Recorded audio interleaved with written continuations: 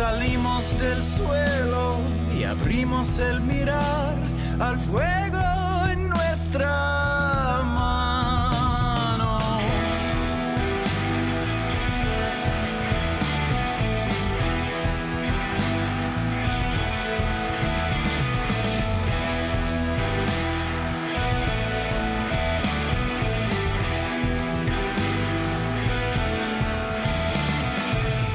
El fuego habló en lenguas, el tambor fue el sol. Bailamos en aliento, con silencio en el pulmón, y el tiempo se borró. Somos el fuego, somos la mano. Creamos el sueño, hicimos el plano. Nacidos del cielo, paridos del llano. Somos el fuego, somos la mano.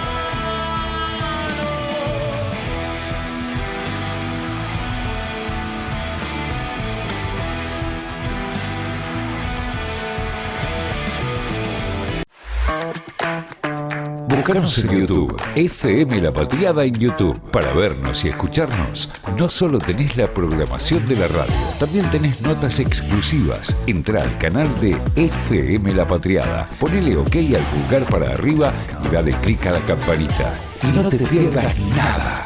Escuchá y mirá FM La Patriada. FM La Patriada en YouTube. Estamos donde estás.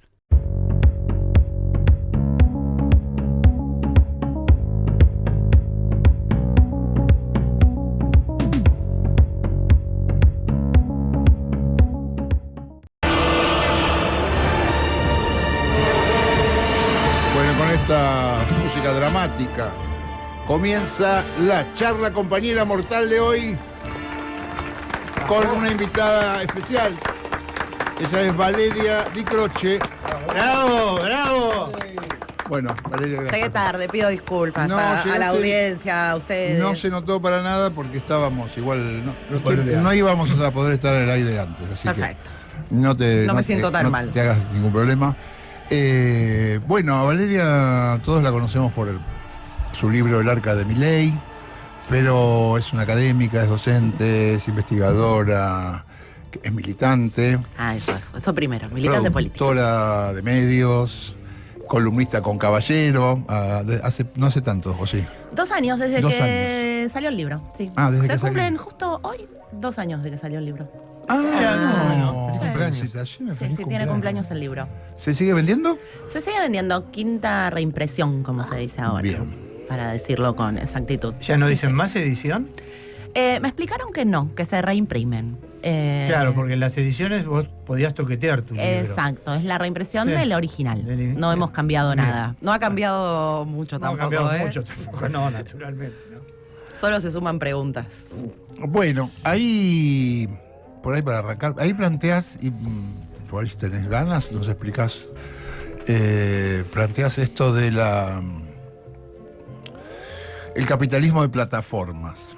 ¿Qué pasa? ¿Qué hablamos cuando... ¿Qué quiere decir un capitalismo de plataformas?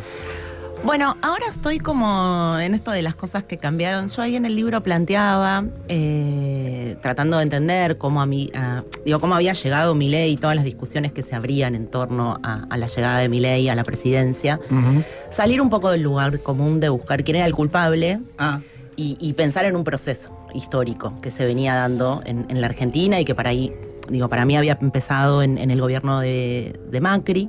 Ajá.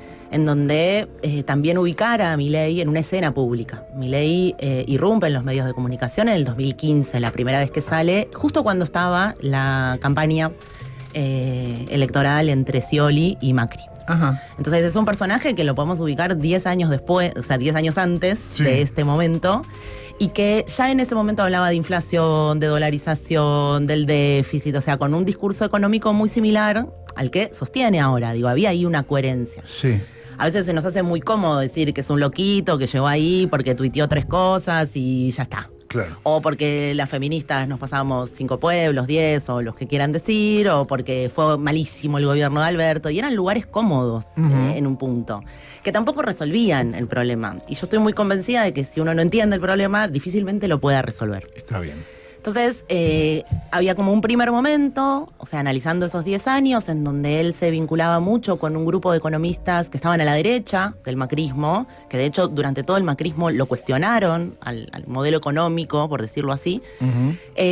Incluso de ahí viene esa frase, ¿no? Del ineficiente de Caputo, esa defensa que él hace de Sturzenegger, cuando Sturzenegger estaba en el Banco Central y le tocan las metas de inflación, digo, tanto que hablan de ahora de esta discusión que se está dando sobre el Banco Central. Bueno, él ya había planteado ahí una discusión sobre el Banco Central.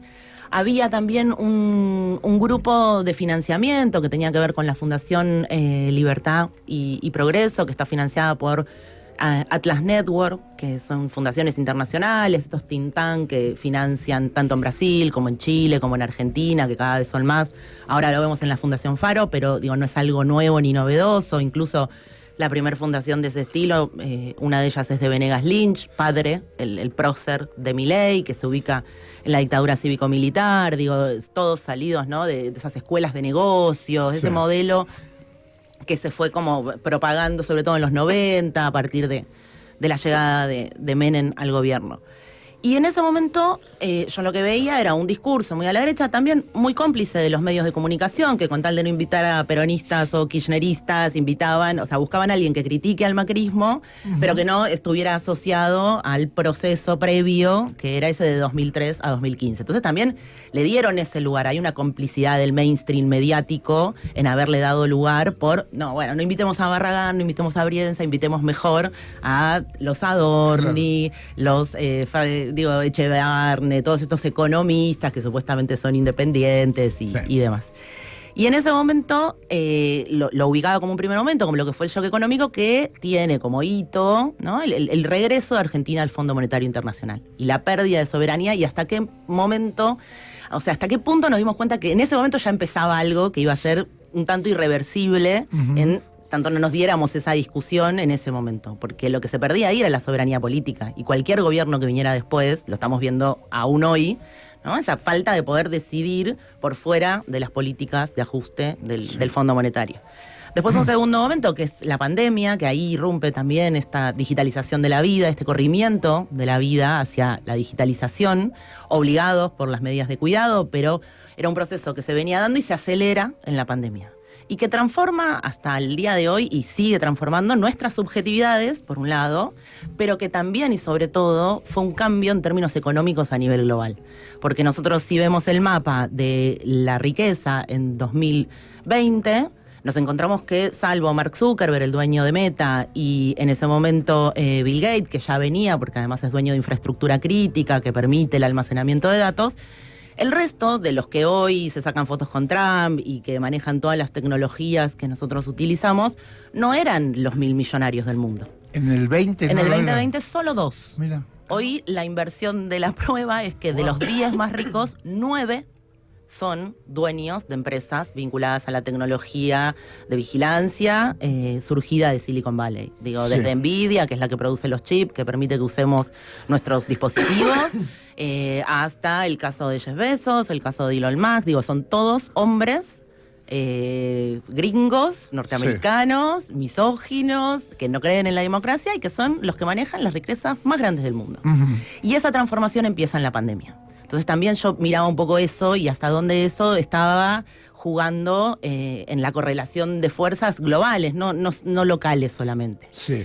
Y en ese escenario Argentina es un territorio en disputa porque tiene todo lo que ese capitalismo necesita para su infraestructura. Nosotros nos distraemos a veces mucho discutiendo sobre el impacto que tienen las plataformas en nuestras vidas cotidianas, incluso el lenguaje, ¿no? Parecemos culpables de que les damos nuestros datos a las plataformas, en vez de decir los extraen. Digo, claro. Hay hasta en la discusión del lenguaje una imposibilidad de discutir en profundidad ese tema. Y hablando de culpas, que acá lo hemos hablado varias veces, pero que particularmente yo soy convencido de que el peronismo es culposo, le gusta cargar con culpas y responsabilidades, que después no se sabe cuánto de eso es verdad o no. ¿Cuánta responsabilidad o cuánta culpa en lo local ha tenido el peronismo frente a esto? Porque viste que al principio era como todo era culpa nuestra, Milei. Bueno, el tercer momento del libro es el shock político, que tiene que ver con el intento de asesinato de Cristina Fernández de Kirchner ese 1 de septiembre del 2022, que yo lo que planteo en el libro es que no logró el sistema político, la democracia, pero para ser más específico, el sistema político no resolvió lo que implicó ese día y ese hecho. O sea, no hubo posibilidad, no se dio el sistema político, ni la oposición, ni el oficialismo, resolver eso que era disruptivo, que era el regreso de la violencia política a la Argentina, en democracia. Y eso no se resolvió, ni judicialmente, porque, el proceso que se desprende de la investigación es solo lo que todos nosotros podíamos saber, que es quién fue el que tenía el arma en la mano, que es Sabac Montiel. Claro.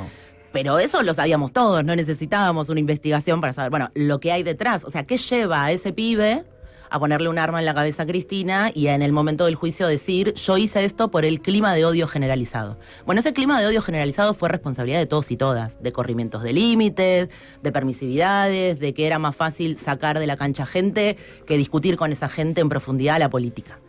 Y eso el sistema político sigue sin resolverlo, porque no solo no se resuelve ese caso, sino que Cristina está presa. Sí. En ese mismo proceso, digamos.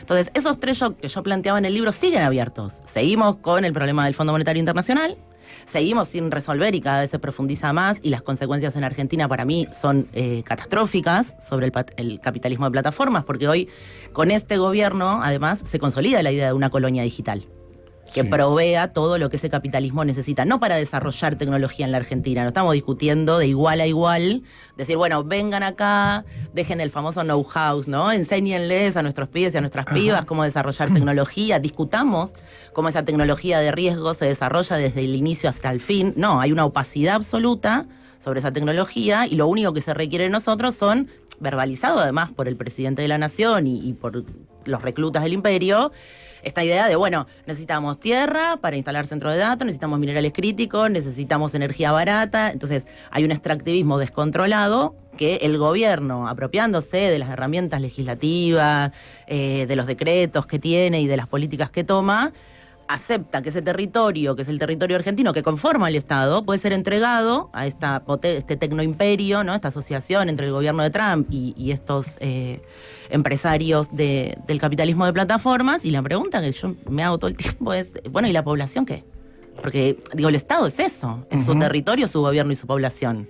Si el territorio lo entregamos, la población que vive en ese territorio, ¿qué lugar ocupa en el paradigma mental del gobierno? Y hasta qué punto nosotros estamos en condiciones de dar esa discusión y entender que lo que se está defendiendo es la posibilidad de vivir en este territorio. Ya no solo de vivir en este territorio. Bueno, ahora, hace poquitos días, la discusión por el territorio se dio, la ganamos. En parte sí, es un punto de Creo que también discusión. se ganó hacia adentro del peronismo, que hubo una especie de, nos organizamos y pudimos zafar de una cagada. Y eso repercutió, creo, también en la reunión esta que ocurrió el otro día, hace 2 días, en el hotel.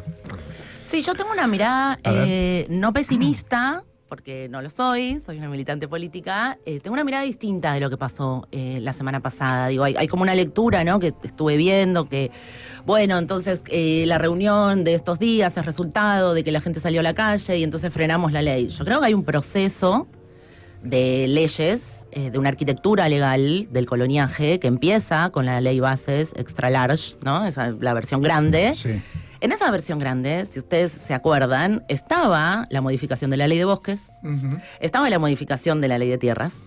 Sí. Entonces, no es que se les ocurrió hace una semana que querían eso, ¿eh? Desde que llegaron al gobierno, el objetivo era ese, el desmembramiento original por un error legislativo, por una correlación de fuerzas distinta, hizo que en ese momento la ley se desmembrara y entonces muchas de las cosas que estaban en esa ley original empezaron después con el famoso Pacto de Mayo, cuando uno entra a la página del gobierno hoy y ve cuáles son las leyes que se desprenden del Pacto de Mayo, son las cosas que quedaron afuera de la ley bases. Claro. O sea que hay un plan original, digo, ese famoso todo marcha acorde al plan. Bueno, hay un plan sistemático de saqueo Sí. que claramente responde a los eso intereses del estamos de Departamento acuerdo, de sí. Estado norteamericano. Digo, y no es conspiración, es fáctico. Salió No, hace no. 2 días un Además, video, no sé si lo vieron, claro. del Departamento de Estado Sí, norteamericano. Está el documento del año pasado, de Está bien, pero noviembre. eso nadie lo discute. Nadie lo discute. Ese es el problema. El plan es ese, el plan de esta gente es ese. ¿Y dónde lo estamos discutiendo? No, yo lo que planteaba era que ocurrió una especie de un cambio que no... Ocurrió algo que no estaba pasando. Primero, que se organizaron en la Cámara de Senadores, apareció la política y después de eso repercutió, creo que eso rebotó en esta reunión que tampoco estábamos viendo reuniones de Kicillof, Máximo, Massa, gobernadores, etcétera.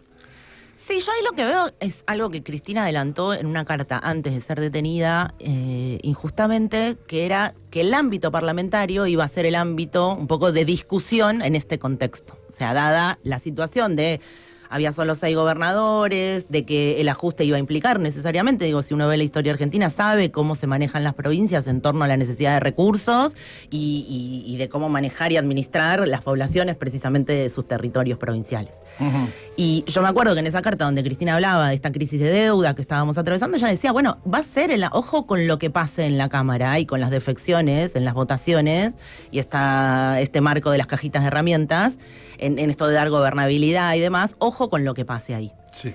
Entonces, celebro siempre los acuerdos que impidan sacarle derechos a nuestra población y defender el territorio, que es en parte lo que sucedió la semana pasada. Me sigue pareciendo terrible la parte que queda de esa ley y no bajaría la guardia, por eso digo que yo tengo una lectura de, no es un triunfo, es una primera batalla que implica una segunda discusión en diputados, que tiene que ver con que no se desaloje ni del territorio ni de las viviendas a los argentinos y argentinas que están absolutamente endeudados. Sí. Porque eso es tremendo también. Claro. Entonces me parece que es como una primera instancia de discusión legislativa que implicó un triunfo, entre comillas, porque insisto en que hay una persistencia sobre esas leyes. Sí. Y entonces que no es que porque no salió la semana pasada no van a seguir avanzando. Precisamente la sacaron para no tener que esperar hasta el año que viene, digamos. Porque Exactamente. si se caía eso, pierde estado parlamentario, recién llega al Parlamento en 2027. Sí. Cosa que de alguna manera los fuerza a levantar los temas.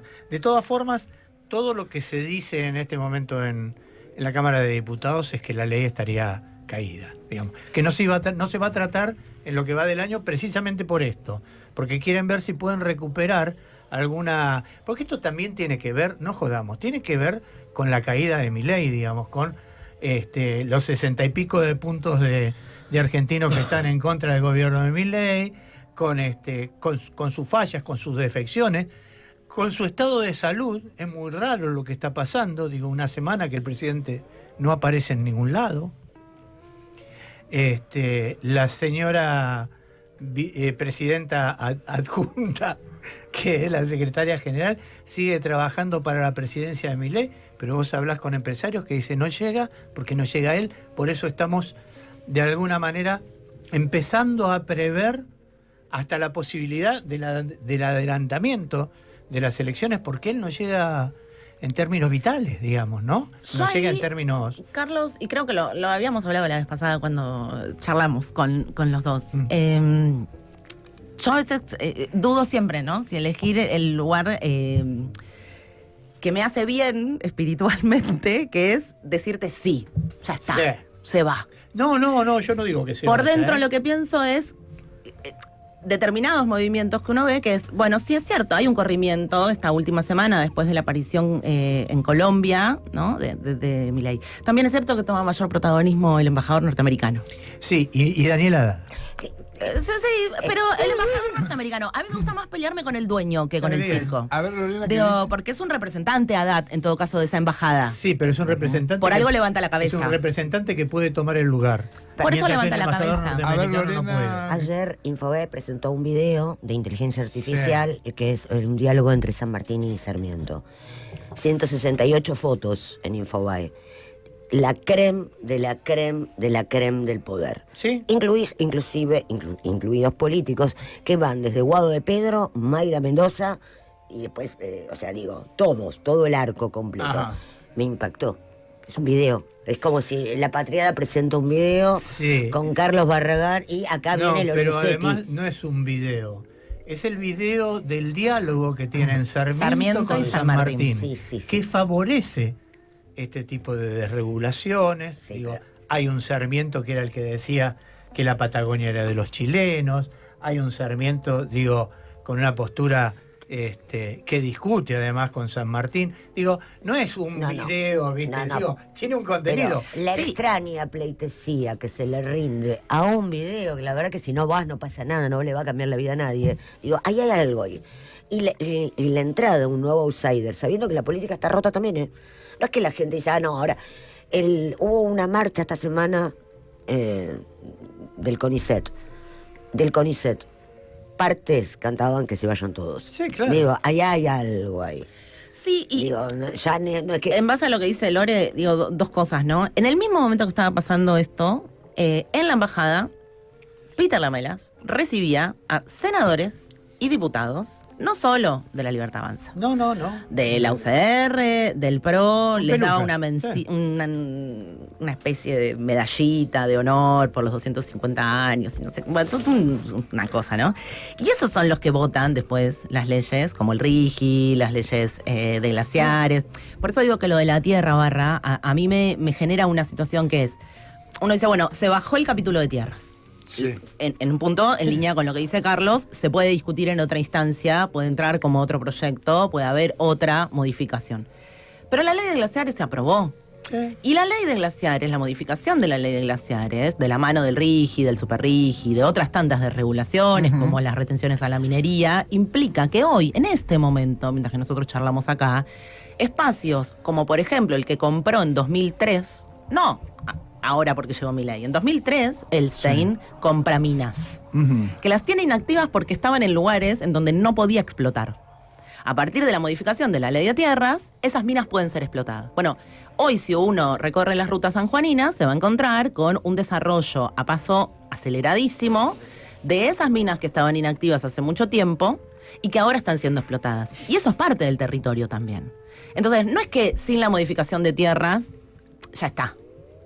Ya están avanzando sobre muchas cosas. El propio Orrego hace anuncios como si él fuese el presidente de la nación, porque la balcanización que se está produciendo en la Argentina, hoy uno si sigue lo que sucede en Neuquén, si sigue lo que sucede en San Juan, en el Mendoza mismo, lo que sucede con un tipo como Martín Barsavsky, que es un empresario, este círculo rojo digital de Milei, comprando, de hecho lo hablamos cuando viajamos, me acuerdo, a Junín, que yo te lo conté, ahora sale en el Financial Times y el Financial Times dice que Barsavsky se compró. Chicos, esto pasó hace un año y medio. 34.000 hectáreas. Exacto. No es, y además él manifiesta que ese es un lugar de refugio en donde conversa con Elon Musk para que Elon Musk venga ahí, porque si estalla la tercera guerra nuclear, somos un territorio genial porque tenemos vaquitas. Sí. La discusión se retrotrae a muchísimos años atrás. Sí.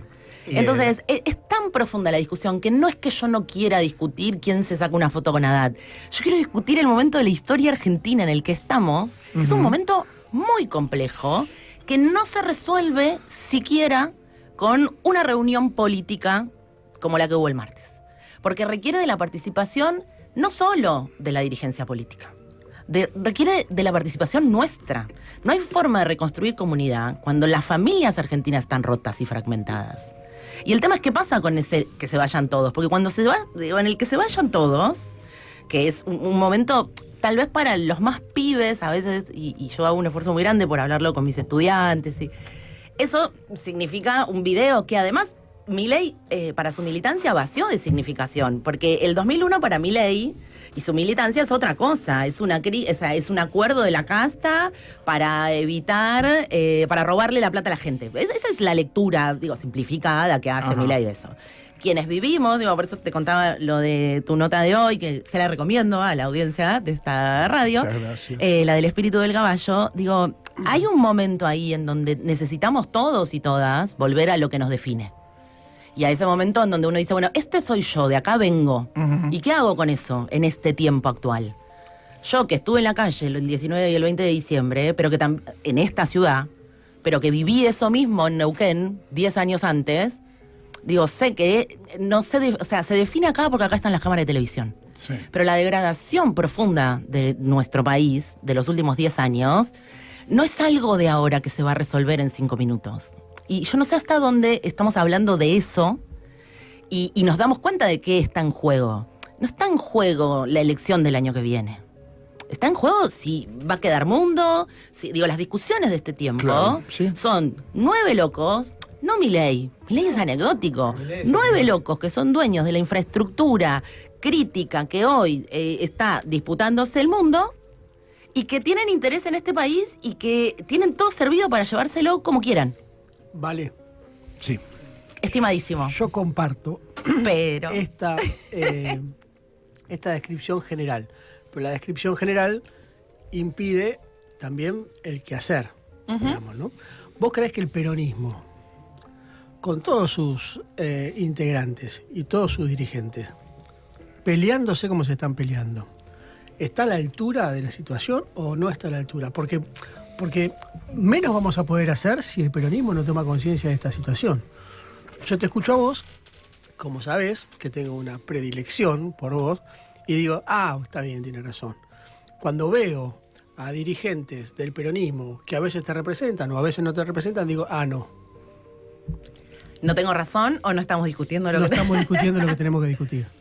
Cuando yo hablo con dirigentes y les digo, che, piensen en el capitalismo de aplicación, piensen... Bueno, vos agarrás tu en libro sí. planteando que el desafío de Sí, este nadie- cuarto na- momento del nadie me peronismo... escuchó, por Yo suerte. lo leí. Yo lo Bueno, leí y por te eso. lo dije. La gran pregunta Más, de este ese momento, libro... más allá del momento de tirarnos flores, digo, a mí me da la impresión de que el peronismo no está pensando estas cosas y que están cuando, o por ahí la están pensando, pero cuando hablan en público hablan de otras cosas.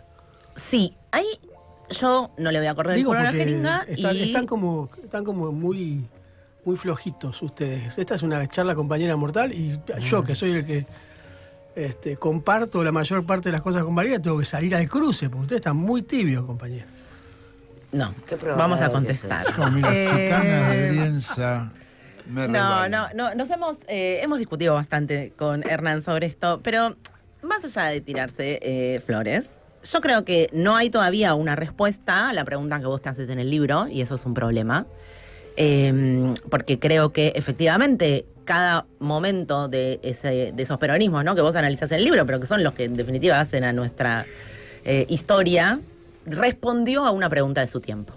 Bueno, yo creo que la pregunta, para simplificarla aún más, de este tiempo es cómo juntamos los problemas de fin de mes con los problemas del fin del mundo. Y creo que esa es la pregunta que nos tenemos que hacer.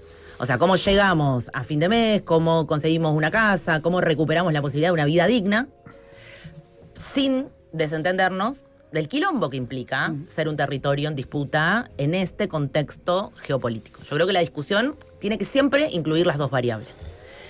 Y yo siempre creo que no es que el peronismo, primero porque entiendo que es un movimiento y entiendo que no son solo sus dirigentes. Y yo veo muchos pibes, pibas, muchos docentes, muchos investigadores, muchos que están pensando otra cosa. Tal vez el foco mediático se posiciona porque le conviene, ¿no? Esta idea de que, bueno, la derecha va a mostrar las escenas que les convenga mostrar. Y entonces hay como un foco puesto en qué hacen 3 o 4 dirigentes, como si eso resolviera los problemas que tenemos hoy. Bueno, yo creo que el primer desafío para la militancia política, yo me considero una militante política, es salir de esa discusión que nos proponen. Porque esa no es la discusión que resuelve. Y empezar a mirar, bueno, a ver, ¿quién me representa? Si estamos en un momento de crisis de representatividad, ¿quién me representa? ¿Quién le votó todo en contra a Milei? ¿Quién dijo de entrada que firmar un acuerdo con el fondo no estaba bien? Entonces empiezo a hacer como, ¿no?, a achicar. Bueno, estos me representan. ¿Qué están diciendo los que me representan hoy sobre los temas que a mí me preocupan? ¿Están hablando de eso? Y por ahí no están siendo llamados a hablar de eso. Por ahí, cada vez que quieren hablar, se los lleva a discutir sobre cómo se llevan, sobre si le convidó el mate o no le convidó el mate, sobre si en la foto miraba para allá o miraba para allá. Y entonces ahí es donde uno dice, bueno, hay que profundizar la discusión. Yo quiero que se peleen más. Peleen en el buen sentido. Quiero que discutan más. Quiero saber cuáles son las diferencias. Quiero no me quiero sentir incómoda con que el que votó el acuerdo con el fondo y le votó la caja de herramientas a Milei, después me venga a decir a mí que yo estoy discutiendo lo que no importa. ¿Y vos dónde estabas cuando había que discutir lo importante? Y le estamos teniendo mucho miedo a la discusión y al debate. Digo, y vuelvo a esa discusión, esa charla que tuvimos en Junín. Digo, yo quiero que discutamos más. Y a veces tal vez no tengamos respuestas para todo. Pero sí estoy convencida de que es el peronismo y no otro espacio, no otra fuerza política, la que va a encontrar una respuesta, porque es la que no tiene que ser dicotómica. No es o nos alineamos con Estados Unidos o nos alineamos con China. Digo, el peronismo surge dando una respuesta, esa tercera posición, que tenía que ver con nuestra identidad, que tenía que ver con nuestra historia, que no era ir para allá o para allá. Bueno, el desafío hoy es construir una respuesta diferente a las únicas posibles. Digo, yo no quiero aceptar que no hay alternativa a esto o a esto. Quiero construirla. ¿Se tienen que dar esos ámbitos de construcción? Sí, por supuesto. ¿Las reuniones políticas sirven para eso? Sí. Pero también la reconstrucción societaria y comunal. Digo... Sí, yo me enojo con el peronismo, Sí. porque es la única élite posible de llevar adelante una política alternativa, porque no creo que las élites dominantes y las élites empresariales estén en condiciones, ni las mediáticas, estén en condiciones de generar un proyecto alternativo al que propone Estados Unidos o China en el mejor de los casos. Coincido Si y hubiera... te sumo un dato. No, voy al hecho más cercano porque es el que por ahí nos puede convocar a todos. El momento en donde Néstor irrumpe en la escena política, digo, ¿vieron esa circulación de discursos que hoy uno los mira y dice, mirá lo que decía? Sí, claro, pero en ese momento era el único que lo decía. Cuando uno agarra esos discursos del 2001, donde se pelea con la dirigencia, le dice a la dirigencia que no está siendo responsable, que todos levantan... Digo, esos momentos más emblemáticos de Néstor, en ese momento, no eran valorados como lo fueron después. Porque él irrumpe en la escena política y trae detrás eso. Pero eso no era visto bien. Uno revisa todos los diarios del 2001 y hay una etapa que es espectacular, en donde dice... Todos, el gobernador rebelde que le dijo que no a Caballo. Bueno, era en solitario, ¿eh? Está bien. Y después el tipo irrumpe en la escena política y te da vuelta la historia. Lo que pasa es que el peronismo es una instancia de poder. No puede discutir ninguna otra cosa si no tiene consolidado el poder. El peronismo no se arma por afuera del poder. Y el peronismo tiene el peronismo digo como base, además, digo como militancia, tiene esa predilección por seguir, o sea, como dice un amigo mío, por correr rápidamente en apoyo de los ganadores. Entonces, es muy difícil que entremos en esta discusión. ¿El peronismo o el partido? El peronismo en general. La Yo base. No voy a discutir. Bueno, discutámoslo, pero toda la experiencia que yo tengo de militancia, larga además, larga, me dice que hasta que no está resuelto lo superestructural, es muy difícil que el peronismo se pueda meter en otra discusión. Se pueda meter en la discusión de si estamos frente a la Tercera Guerra Mundial, de si China y Estados Unidos quieren tirar cada cual para su lado y nosotros tenemos la posibilidad de una tercera posición. En general, el peronismo necesita tener resuelto la instancia de poder. Por eso en 2001, a mí me lo dijo otro gobernador cuando yo le pregunté por Kirchner, en una revista que se llamaba Peronistas precisamente, me dijo, bueno, es un gobernador de periferia. En 2001. Ajá. Ese tipo después estaba besando los pasos de Néstor atrás, iba besándolo. Lo que pasa es que hasta que Néstor no consolidó transformarse en el presidente y hacer un discurso como el que hace de arranque nomás, el peronismo no lo mira como alternativa. Y al no mirarlo como alternativa de poder, no discute sobre las cosas que decía Néstor. A ver, Lore. Para mí, el problema que hay ahora también es quién lo dice. ¿Quién lo dice? Hay algo que está roto, que la derecha lo hace muy bien. La derecha ya sabe que a Milei nadie lo escucha. Entonces aparece una edad. Le pasó con Macri. A Macri ya nadie lo escuchaba. Aparece. Nosotros estamos siempre con los mismos. Entonces digo, ¿uno escucharía? Si mañana sale Cristina con un discurso, ¿la escucharían? Yo sí, ¿eh?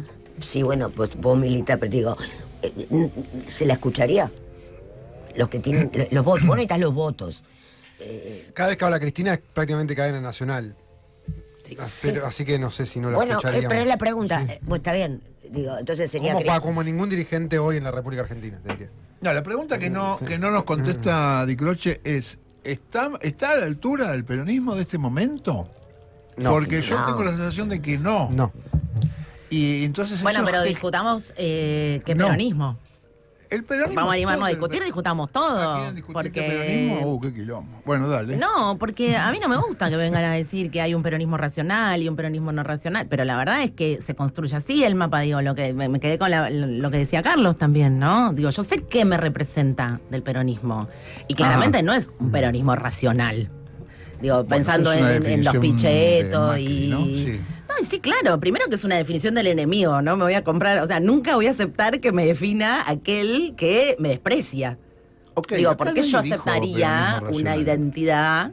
No, pero es que en discusión también está Cuando cuál yo es te digo el peronismo que vos nos me representa. pedís que te diga qué peronismo. Porque estamos dando por sentado, ya que tiró la primera piedra acá el compañero Brienza, de que todos coincidimos en que es el peronismo. Ah, ok.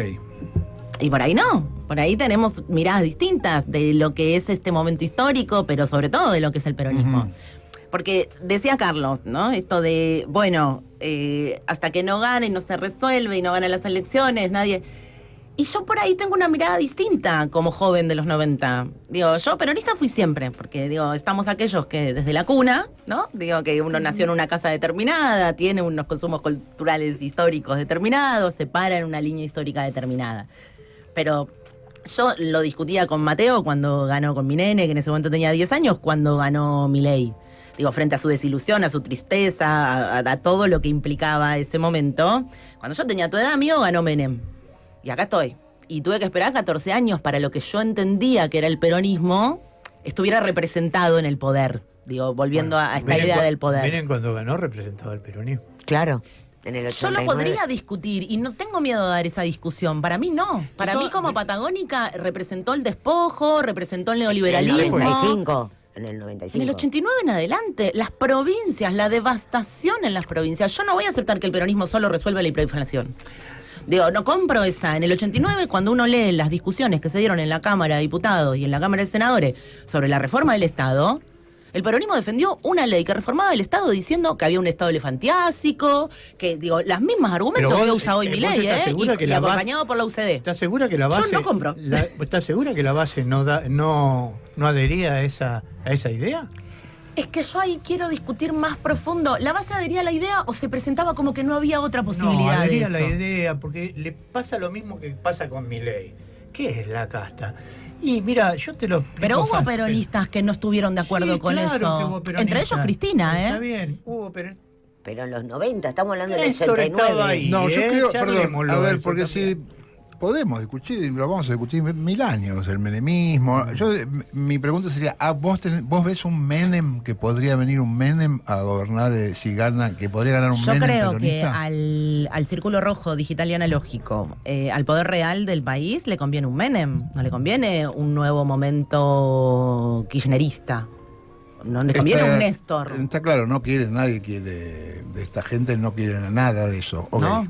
Pero vos tenés miedo de que venga un menemismo de vuelta, un Sí. peronismo. ¿Y quién representaría eso? Sí, porque escucho que hay una idea de que, bueno, el déficit había que resolverlo. Bueno, había que resolver el superávit. Bueno, había que... Ojo, Por eso digo, yo prefiero seguir discutiendo y no resolver todo con esa idea de que solo es ganar. ¿Ganar a costa de qué? ¿De volver a asumir consignas que van a perjudicar a las mayorías? De golpe ganar a costa de decir lo que se espera que digas y después darlo vuelta, como hizo Menem, digo, ¿no? Porque también hay un discurso... Sí, no veo en Haddad Está la bien. intención No, de hacer Haddad eso. no hace pero- peronismo, pero además. ojo con esto, También con- hay un discurso para ganar y hay una forma de ejercer después. Hay que tener cuidado con bien. eso de, ojo, para qué ganar desde dos lugares. Porque también hay mucha militante de base que dice, yo no voto. O sea, yo no voy a votar y no me importan 4 años más de mi ley. Eso... Espera, Yo coincido con Lorena en eso, No, Me no, parece no. que hay un problema ahí Yo con creo que- no leer bien el 2023. No, la no- gente no te vuelve a militar. Digo, la militancia de base, la militancia comprometida, Perdón. estructural y de base, no sé si te vuelve a comprar tipo el caballito de Troya solo para ganar, Yo no lo sé. No, y de aparte- verdad no tengo respuesta para Y aparte eso. no sabemos con quién está enojado, porque el militante de base está enojado con todos. A ver, no es que está enojado con Axel un día y está enojado con... Hay muchos que están enojados con todo. Lo que pasó con la ley, y lo sabemos y yo lo dije abiertamente, también a los politizados les molestó todo lo que pasó con el caso Sagasti. Tipo, podrías haber previsto. Y también vio a esa parte del peronismo como casta. Chicos, estamos en un problema. El problema es que la gente vaya a votar. Está bien, hoy... Todos te dicen que no y cuando llega el momento votás. Pero yo no sé si Massa va a hacer la propuesta de decir, no, vamos a traer a Massa, la gente lo va a volver a votar. Digo, estamos en un problema de acá a un año que es en 3 minutos. Si no se resuelve, ¿para dónde se va? ¿Con quién se va? Y no se es claro, mucho tiempo antes, esto sí es la balcanización política. Terminás votando cualquier cosa, no vas a votar. A mí me preocupan mucho los politizados, los más politizados. Yo tengo una pregunta de... Cuando hablamos del contexto geopolítico de Argentina, de Milei como una parte de todo este plan, como está pasando en toda Latinoamérica, con todos los gobiernos de derecha que responden a estos intereses, tanto de Estados Unidos como de estos multimega millonarios que a veces tienen ellos mismos un capital más grande que muchos países, del PBI de muchos países, que eso implica mucho poder. Si eso, ¿a quién se lo tiene que charlar el peronismo? Porque yo siento que hoy una persona no politizada, si quiere, vos le hablás de eso y por ahí lo ve lejano, no, es complejo, por más que hoy está más expuesto que nunca a lo que están haciendo porque lo dicen. ¿Eso a quién hay que decírselo? Yo lo ligo con las dos cosas. Me parece que a veces subestimamos también a nuestro pueblo y por eso digo que el desafío es unir los problemas de fin de mes con los problemas del fin del mundo. Yo no sé si les pasa, pero yo no creo que ninguno de nosotros no conozcamos a una persona que no tenga algún problema derivado de ese capitalismo de plataformas. Puede ser por una deuda, puede ser por ludopatía de los pibes, puede ser por adicción, puede ser por situaciones puntuales de que cada vez se enajenan más, hay una situación compleja en torno a todo lo que ese capitalismo, la flexibilización laboral, porque en definitiva las plataformas también vienen a cambiar las condiciones laborales de trabajos ya preexistentes. No es que Uber viene a reemplazar al taxi, desmejora las condiciones del trabajador del taxi, del taxista, digamos, y le hace perder valor al trabajo que ya existía en todos los ámbitos. Y además hoy su infraestructura atraviesa a todas las áreas tecnológicas, desde el camión hasta el tren, es una tecnología de riesgo invasiva que maneja todas las otras tecnologías. Entonces eso sí o sí hay que discutirlo y hay que darse, de hecho, una idea de cómo una democracia convive con esa tecnología y con esa digitalización de la vida. Entonces incluso me parece hasta más fácil conversar con la gente porque son sus problemas reales y cotidianos. Desde la señora que no puede sacar su turno porque no tiene un dispositivo o porque tiene datos y no los puede pagar, que parecen discusiones que no estamos abordando y que son las cotidianas. Y no quiero caer en la trampa de Clarín y de los grandes medios que ahora están preocupados, parece, porque la gente está en mora, cuando en realidad no les preocupa que la gente esté en mora, les preocupa lo que está perdiendo Marcos Galperín o Pierpaolo Barbieri, que son los dueños de las billeteras en donde la gente no está pudiendo pagar sus créditos, ¿no? Sí, ¿y cómo le va a llegar a ellos en Cablevisión? Sí, y porque bajan sus expectativas de inversiones a medida que ellos no tienen posibilidad del cobro de esa bicicleta financiera que generaron en dispositivos y en plataformas. Entonces me parece que es un buen disparador para acercarse y hablar con la gente y que hay que explicarlo. Hay que decirle qué implica cada una de esas inversiones que se anuncian. Hay que decir que Marcos Galperín, ese tipo que insulta, desprecia, que además es gorila y que trata mal a una jubilada, no paga aportes en este país y que radicó su empresa, que no es argentina, porque está radicada en una guarida fiscal, que toda su ganancia está en una guarida fiscal y que se fue a vivir a Montevideo y va entre Montevideo y Punta del Este para no pagar impuestos en la Argentina. Bueno, eso hay que discutirlo, porque son esos tipos los que generan la falta de guita que hay hoy en el Estado también para que nuestra población viva mejor. Entonces, esa discusión, y es propia del peronismo esa discusión. Sí, pero la intervención del Estado en la mejora de la calidad de la vida de la gente no va a ser posible en tanto no le cobremos impuestos a esos tipos. Y eso hay que discutirlo y tiene que estar. No puede haber un peronista que me represente, por lo menos eso es lo que pienso yo, que no quiera dar esa discusión, porque esa discusión es necesaria porque no va a salir la plata de otro lado. Ahora, eso... Pero hay un paso anterior, que es explicarle que el Estado significa esto que vos estás planteando. Porque también puede ser que te des con el señor que vos le explicás lo que hace Marco Galperín, y te dice, y si yo pudiera también me iría afuera, porque la verdad que financiar este Estado que no sirve para nada, 3 meses para conseguir un turno para el hospital, la policía no existe, el colegio de los chicos está cada vez más cerrado, digo. Claro, Hay que discutir el Estado. Y ahí vuelvo a la pregunta de Barra para que no me vuelva a decir que no la contesté. Si hay, creo yo, una persona y ese desorden en el peronismo, y por eso yo medio lo traía a colación de dar esa discusión, el peronismo está en este estado de situación porque no tiene una conducción. Porque su conducción está presa injustamente en San José 1111. Y yo lo voy a decir todas las veces que lo pueda decir. Los mismos que hoy se discuten, se pelean, van, vienen, dicen, hacen. Si uno mira una foto del gobierno de Cristina, estaban sentados todos en una misma mesa y había una conducción fuerte, clara, que manejaba el poder de una manera determinada y que eso implicaba que ese desorden no es que no existía, alguien lo ordenaba. Bueno, hoy el problema del peronismo es que no tiene conducción. No porque no la tenga, sino porque su conducción, después de que la quisieron matar, la persiguieron, está presa. Y la dimensión política está cancelada ahí. La posibilidad de que en todo caso alguien dispute legítimamente esa conducción, que tiene que ser en elecciones, y para eso no tiene que estar proscripta, no se da. Y en tanto eso el peronismo no lo resuelva, y eso vamos no va a seguir ocurrir, discutiendo esto. No se da y no va a ocurrir. Yo prefiero hacer cosas para que ocurra y prefiero no abrazarme a la idea de que no hay que discutir la proscripción de Cristina. Hay que discutirla todo el tiempo. Pero todos sabemos, incluso el PJ lo dijo el otro día, que a 2027 no llegamos con Cristina habilitada para jugar. No sé, yo quiero ver qué dice la ONU ahora en octubre, quiero ver ¿Y vos querés que la Corte se va a rasgar las vestiduras por lo que diga la ONU y va a dar vueltas? ¿Y creemos que hay o... país posible con una corte así? No. ¿Que hay democracia viable pero hasta con que una no corte así? Pero hasta que no volvamos al poder, esa corte va a seguir estando. ¿Pero hay posibilidad de volver al poder con una corte así? Sí. Pero entonces no se entonces no votamos. ¿Qué hacemos? No digo no votar. Digo que a veces yo tengo la sensación que ponemos la meta antes del saltadito de vallas, ¿no? Como que hay un montón de vallas para llegar acá y nos las obviamos. O sea, primero, no las discutamos. Habría que finjamos demencia. Hacer todo lo posible para liberar a Cristina primero. Para mí hay que hacer todo lo posible para mejorarle la vida a la gente, para que no se voten las leyes que quiere este gobierno, para que no se desfinancie la educación, para que no sigamos cagándonos a palo entre nosotros, para que Cristina esté libre, pero...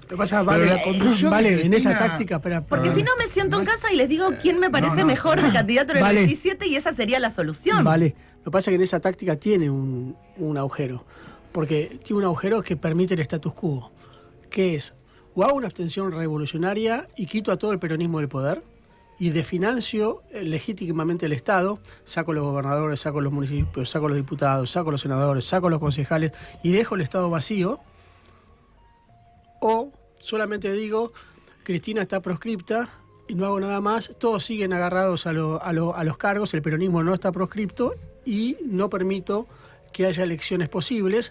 Entonces lo que permito es el statu quo y ese es el peligro de la táctica. O reconozco la conducción, aunque esté presa, y busco ganar en todos los lugares, con una consigna que no me dé vergüenza, que es que ella tiene que estar de nuevo libre, porque esto fue injusto. Y yo eso no lo veo. Con absoluta honestidad. Digo, de verdad no lo veo. Con absoluta honestidad intelectual, como me corresponde, como me caracteriza.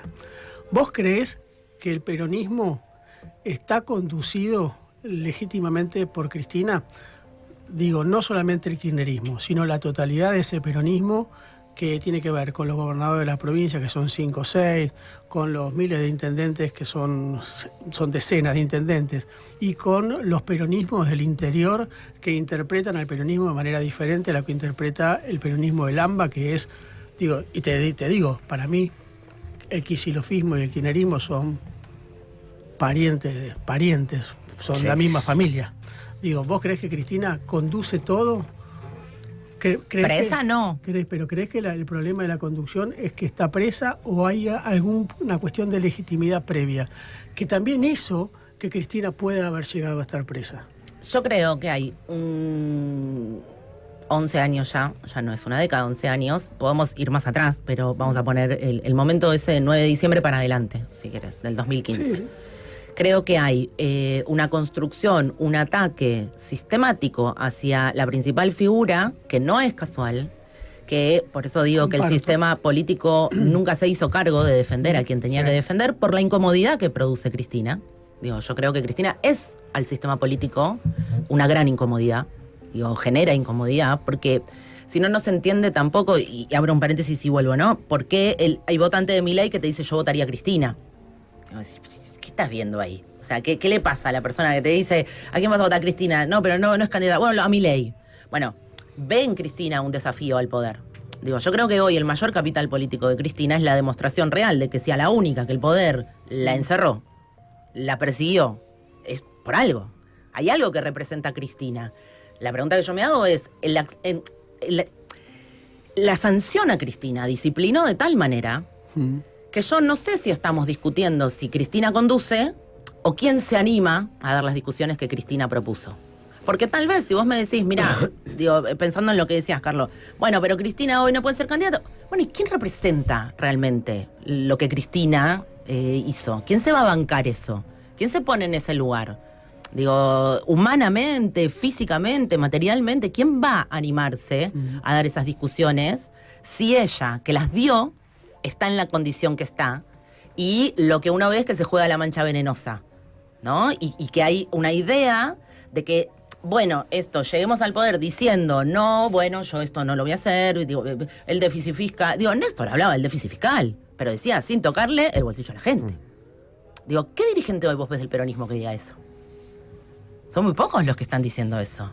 ¿Quién dice que, digo, yo particularmente, y de eso me hago cargo, sí lo encuentro en quien a mí me representa hoy, y que yo no, digo, es como sin Néstor Cristina, sin Máximo Cristina. Yo tengo duda de lo que representa Máximo Kirchner. Digo, a mí me representa, a mí me conduce. Y puedo dar todas las discusiones desde ese lugar. Porque es el tipo que dijo, no voy a votar el acuerdo con el fondo, aunque pagó un costo por eso en el 2022, y se lo estigmatizó por eso, y hoy estamos todos reconociendo que ese acuerdo no servía. Incluso los que lo votaron, en la misma Cámara de Diputados. Entonces yo no quiero señalar más gente, yo lo que quiero decir es dejemos nosotros mismos de mirar para el costado y miremos para arriba. Y el poder decidió que la enemiga era Cristina. Entonces yo no sé, no podría responderte si para todos Cristina representa la conducción y ordena. Sí sé que para el poder sí. Y si el poder te está diciendo que la que tenía que estar encerrada es ella, es porque ella lograba algo que no logra otro. Por lo menos hasta hoy yo no encuentro otro que logre lo que ella lograba. Que era, además, poner nervioso al poder. Digo, y eso yo no veo que nadie hoy esté incomodando al poder. Porque es muy difícil ese lugar. Entonces, insisto, no digo que la única alternativa sea no presentarse a elecciones. No, digo que hay que construir esa alternativa. Pero tiene que partir del reconocimiento que Cristina hoy está pagando el costo de los 12 años en los que las pasamos bien. En que hubo una decisión de que tuviéramos una vida mejor. Yo la viví, no me la contaron, y la vivieron las provincias también. Después podemos discutir cuán bien o mal se sentían los dirigentes de esas provincias con lo que ahí estaba pasando. Pero yo sigo viajando a lugares en donde lo último que hizo el Estado se hizo entre el 2003 y el 2015. Sí. Y de ahí en adelante el Estado no estuvo más. Sí. Entonces, digo... Pero Cristina sí estuvo entre 2019 y 2023. Sí, esa es una discusión. Yo la contesto en el libro, esa discusión, ¿eh? Sí, digo... Tal vez Cristina es más institucional de lo que a mí me gustaría que sea. No, o tal vez Cristina tal vez, intenta más negociar con el poder de lo que a vos te gustaría que negocie. No, es que no pasa por qué me gustaría a mí que haga la conducción. Pasa si yo reconozco esa conducción o no la reconozco. Y digo, la pregunta que me hace Hernán, y por eso yo decía lo de si uno analiza los 10 años de 2015 hasta acá, porque si no fingimos todos demencia, Cristina no lo pone a Scioli en el 2015, lo pone... ese sistema que cree que el que ganaba era Scioli. Y el que reunía a los distintos peronismos de la... Y yo no vi a nadie haciendo autocrítica de eso. Era más fácil decir que la Cámpora no militó a Scioli y que Cristina se equivocó. Yo estoy muy cansada de que siempre el problema parece ser Cristina. Bueno, lo que pasa es que es el costo de ser y parece conducción. ser... Es el costo de ser conducción, claro. Pero entonces discutamos, en todo caso, Pero, las condiciones para que la conducción tome decisiones. Dos cosas que te voy a decir. Primero, Cristina no discutió nunca con nadie la conducción y la capacidad... No, igual la conducción, entiendo que no se discute por ahí acá. Y la capacidad de tomar decisiones. Nunca lo discutió, porque más allá de que vos digas que Cristina no lo eligió a Scioli, bajarlo a Randazzo, ofrecerle la provincia de Buenos Aires, tratar de sacarlo a Aníbal de la provincia de Buenos Aires diciendo va a Randazzo y ganás en la provincia de Buenos Aires. Todo eso es una construcción de Cristina. ¿Se hizo lo que supuestamente Cristina pidió? ¿Qué es lo que No, supuestamente si es como Cristina? vos decís, que Sí. ella dijo que este fuera acá y así se ganaba, ¿se hizo eso? No. Bueno, Pero entonces porque- volvemos a pero lo porque mismo, Ra- discutimos está bien, pero sobre lo Randazzo- que pero se Ra- hizo, no sobre lo que Cristina dijo que debía hacerse. No, Randazzo no va porque rechaza la... Pero entonces la- discutamos a Randazzo que rechaza la Pero decisión no, de la ¿por qué? conducción. Randazzo tiene todo el derecho del mundo a querer competir solo por la presidencia de la nación. Sí, claro. Ganándole a Scioli, además, Pero como él sabía que le ganaba. entonces, aparte de que yo creo que Randazzo representa todo aquello que yo no quiero del peronismo, Bueno, pero esa es mi Yo decisión. también, a mí también, Pero digo, pero de todas si maneras. uno se da y es pragmático, porque si no pedimos pragmatismo en algunos casos y en otros casos nos hacemos medio los boludos con el pragmatismo. Pero eso Digo, pasa siempre. pasa en todos Pasa, lados, ¿no? pasa. Entonces, si Randazzo hubiera ganado la provincia de Buenos Aires, y digo, Randazzo desconoce la decisión de la conducción en la Sí, lógica que vos planteás. sí. Entonces, ¿qué estamos discutiendo? No estamos discutiendo eso, estamos discutiendo que de todas maneras ella lo quería a Scioli en la nación. Y Scioli pierde en la nación. Eso es una decisión de Cristina. Scioli no era el candidato de Cristina, era el candidato de los gobernadores peronistas en el 2000. Digo, Empecé yo la conducción, porque no eligió lo que ella quería. Y además porque yo vi la encuesta que le trajeron para decirle gana Carlos, Scioli. pero lo hemos discutido, digo, yo eso lo podemos revisar Pero, digo, a ver. todo. Está bien. Yo en ese No es momento que estaba en el Cristina gobierno. quería que Scioli fuese candidato. Había una decisión del PJ, de los gobernadores, de las estructuras partidarias, de que ese tenía que ser el camino.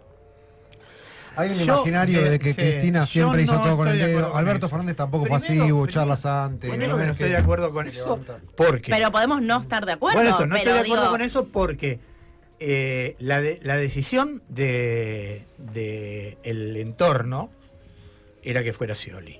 Y la decisión del entorno, digo, del entorno más cercano a Cristina, no de los gobernadores.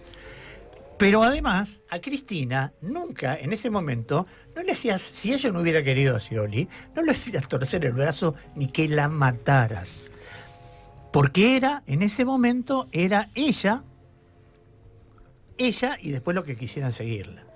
Así que yo no estoy de acuerdo con eso. podemos tener diferencias. Bueno, podemos tener diferencias. Yo en ese momento estaba ahí. Es más, escribí el último libro, digamos. Ahí, con prólogo de Cristina. Podemos tener diferencias. Podemos sí. tener diferencias y Pero miradas digo- distintas digo, de ese momento también. Perdón, volviendo a la actualidad, Sí. ¿no? Porque ya nos fuimos muchos años atrás. Siempre, viste, que empieza a ver, bueno, ¿cuándo fue el momento en donde tomó la decisión que no era acertada? Y yo, digo, lo aclaro porque si no, digo, perdón, Lean, pero yo no la discuto, está presa. Discúlpenme, pero a mí me parece que hay un absurdo en este tiempo histórico, que es el tiempo histórico más cercano que uno vio, por lo menos un proyecto de país, donde además se construía sentido, donde además se podía intentar revertir determinadas situaciones, y estábamos discutiendo el revisionismo histórico, estábamos discutiendo las escuelas, estábamos discutiendo la tecnología, no estábamos discutiendo cómo llegábamos al día 15. Lo representa ella.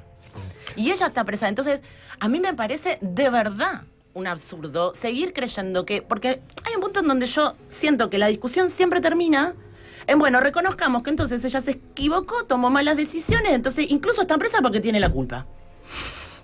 Y esa es la trampa, Carlos. Digo, yo no quiero discutir en esos términos a Cristina. Yo sigo sintiendo que cada vez que habla, o cada vez que dice algo, o cada vez... sigue siendo mucho más política en su cabeza que todos los que hoy están discutiendo si hay que ir para allá, si hay que ir para allá, si hay que ir para allá. Para mí sería mucho más fácil ella en libertad este momento histórico, ¿eh? Podemos tener Incluso tal vez podemos no tener para que sea discrepancias. candidata, Podemos sino tener porque discrepancias. ella está pensando su dimensión histórica. Y no veo ningún dirigente político que piense su dimensión histórica No, como porque la piensa Cristina. La Porque ella trascendencia la dejó de ser un piensa, momento. pero ella la piensa más allá de ella, porque ya está.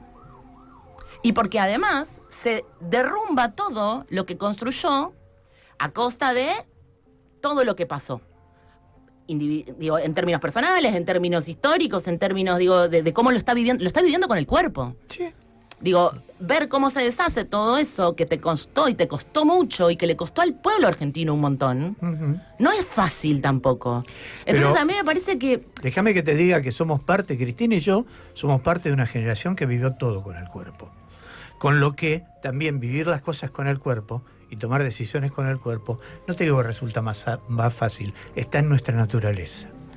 Yo creo que es la naturaleza de la militancia política que milita políticamente. No, del que, bueno, de repente acá estoy. Digo, cuando uno se compromete con su patria y con el destino de su patria, digo, la trascendencia está inscripta en esa discusión. Yo no pienso de otra manera, y no soy parte de la misma generación, pero siento que hay, y me parece una responsabilidad histórica también en mi generación, que vive los 90 y que es hija de la dictadura. Digo, porque hay también ahí una ruptura temporal en esta época, que los pibes de hoy no nacieron de familias que vivieron la dictadura, son nuestros hijos. Es verdad. Entonces, hay ahí una conexión con la historia del primer peronismo, de la dictadura cívico-militar, de la resistencia peronista y de los 90, que se rompe y se fractura precisamente en la generación que viene después. Ahora, Y ahí hay un riesgo también, porque esa trascendencia histórica es compartida, no Sí. es solo de una generación. Si no entramos en, yo le voy a terminar diciendo a mi hijo, no, si nosotros no pudimos, ustedes no van a poder. No quiero ser esa. Más o menos, ¿eh? Hay una proyección. Perdón, Lea, yo te de, lo de digo. tu generación ya hay una proyección que desconoce la trascendencia como objetivo, digamos. De tu generación. De la tuya también, no es toda la generación igual. Pero claro, porque ahora de en los la- 70 eran todos No, comprometidos y pero nadie te miraba digo- para el no, otro te digo lado. de la Dale, Carlos. te digo de la militancia. Yo he escuchado senadores diciendo no hay la Y trascendencia. he escuchado senadores y diputados peronistas en el 89 votando con los argumentos de la UCD. Por eso, digo, no entremos en esa, porque los colectivos son fragmentados y lo heterogéneo está en todos lados, incluso en nuestra fuerza política. Por eso, yo coincido con ella, y en este punto por eso es el gran error del kirchnerismo de creer que fue un siglo distinto. Estos votantes son nuestros hijos y nosotros somos esa frivolidad. Digo, el gran error fue creer que el mundo era el patio de las palmeras y dejar afuera al repositor de Pharmacity. Esa es una cosa que yo vengo diciendo desde hace 15 años. Chicos, la maravillosa juventud no es la que está en el Varela Varelita, ¿eh? La maravillosa juventud es el pibe que es un repositor y en el 2012 ya estaba enojado con Cristina o con el peronismo o con lo que sea. Y somos los padres de esa generación. Sacando esto y volviendo al presente, digo... Perdón, yo me mandé una macana, que es que lo interrumpí. Ay, perdón, te lo yo- desordené. No, es que- Ahora, no desordené solamente todo. lo interrumpiste a él, sino que lo interrumpiste a Lore, ella. pero Sos porque fenómeno. si no, No, porque nos hago habíamos ido un tantón de poco interrupción. por las ramas. Pero no, volví al presente. Y yo concuerdo con Pero lo te- que decís con Volvamos el al análisis presente todos. de por qué Cristina está presa. Creo que todos estamos de acuerdo con Sí. eso, de por qué está presa, por lo que hizo en virtud Por lo de que hizo de lindo. de bueno, ¿no? Ahora, y intentando mediar acá con la visión de la practicidad de hoy Cristina presa no puede ser candidata y hay que seguir pidiendo reclamando esta injusticia, ¿no? Hoy la posibilidad de que haya una PASO eventual entre los diferentes sectores del peronismo existe porque Cristina está presa. Si Cristina no estuviera presa, nadie se le animaría a jugarle una PASO. No se le animaría porque vas a perder. Sí, Literalmente vas a perder. Podés ir a perder. Podés ir Perder a es perder. una forma de posicionarte. Está muy bien. Pero digo, Lo hizo Massa ¿por en el qué? 2013. Y concuerdo con Brienza cuando Mirá se dónde, pregunta. mirá dónde está Para Massa animársele. ahora y cuando fue a competir en el 2015. Fue a competir para perder, después de haber ganado en el 2013. Está bien, pero ahí fue por fuera, no fue unas PASO, una interna, pero bueno, está bien. Con respecto a lo que planteaba Brienza, hoy conduce Cristina, o no conduce. Y no porque está limitada en sus posibilidades políticas, Pero- porque está proscripta, es una Perdón, realidad. Cristina No creo que conducía antes, si el peronismo ya era un quilombo mucho antes Sí. de que Cristina fuera presa. está bien, pero Yo creo que también pasa. Por eso ahí. yo insisto en volver a ese 2022. Digo, el momento que habilita, o sea, la dimensión histórica que se habilita en un arma en la cabeza es resultado de todo un proceso de habilitación de violencia, de justificación de esa violencia de sus propios compañeros y compañeras. Digo, porque también ahí hay un señalamiento. Cuando se genera ese contexto, no es, como bien decís vos, que todos estaban de acuerdo con lo que Cristina estaba diciendo. Y dejamos de discutir lo que estaba diciendo y discutimos a ella. Esa es una gran trampa también que propone la derecha. Y en la que caímos muchos y muchas. Yo- Digo, Porque me parece que también ahí hay algo de discutamos las formas, después no eran las formas, ahora no se discuten más las formas, ¿no? Pero discutamos las formas, discutamos los modos, discutamos los... Está y si bien. discutimos la idea... y si en algún momento nos paramos todos a ¿Vos discutir, te che, ¿qué acordás, pensamos de ¿te esto? acordás Sí, pero la ¿qué marcha que el día siguiente del atentado de Ah, Cristina, Plaza de Mayo, sí. la cantidad que fuimos y con el bajón que nos volvimos? Porque ¿qué no había ahí? Nadie que representara eso. Y bueno, pero Bueno, Cristina eso era una estaba señal. libre. Pero eso era una... Cristina no iba a estar ahí. No. Entonces, la señal que era... ¿Y cuál era la angustia de ese día? Me gusta ese momento. La angustia de ese día era... ¿Y si salía la bala? Claro. Esa orfandad que se sentía el día después Ujú. era porque muchos y muchas pensamos, ¿qué pasa si? Y por eso digo que ese momento no está resuelto, Fueron porque dos además angustias. Y ahora, no lo hablamos. no, y yo tenía otra volvería- pregunta, era que ¿y ahora qué hacemos? No, Y no, nadie... Volvería a la no sé si argumentación habló- perdón. volvería a la argumentación de Lorena, A ver. que me parece que es interesante y que se religa con lo que vos decís y también con lo que plantea Lautaro respecto de la conducción, que es, si la conducción llevara al peronismo a la victoria, se hubiera presentado en el 2019 y se hubiera presentado en el 2023. Ahí hay un problema, que es que se sospecha que Cristina gana cualquier tipo de interna y que nos representa a todos, porque a mí también me representa y me va a representar hasta después de muerta, por muchas razones, sobre todo por razones personales, digo, que vos las conocés, pero digo, te lleva a la victoria esa representación, ese es un problema.